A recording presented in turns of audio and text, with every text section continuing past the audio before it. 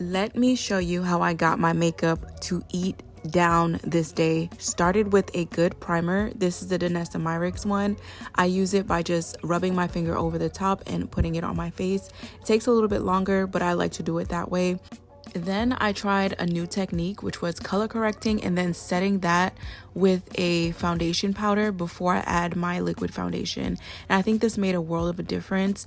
Makeup Forever was calling my name, and when I tell you this is the perfect shade match, the aperture on my camera is kind of off right now, but eventually at the end of this video, I will set it so y'all can see how beautiful this foundation was sitting on my skin. I love a full coverage makeup look, and for that I like to use the e.l.f.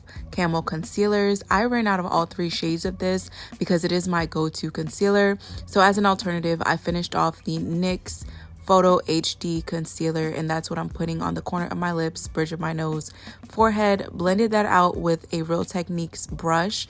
Really took my time with blending and making sure that everything was seamless. I spent the most time on my complexion for this makeup look because I wanted it to be perfect. I don't know why I'm such a perfectionist when it comes to my makeup, but I am.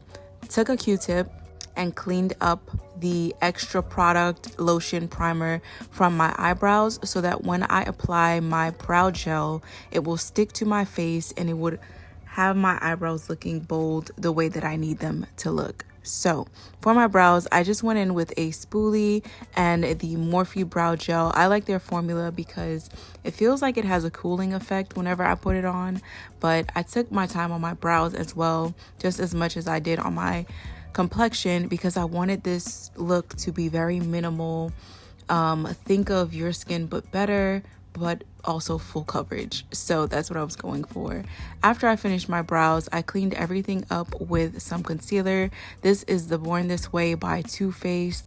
I chose this concealer over the other ones because this is a closer match to my skin and I didn't want a dramatic eyebrow. I wanted it to look natural.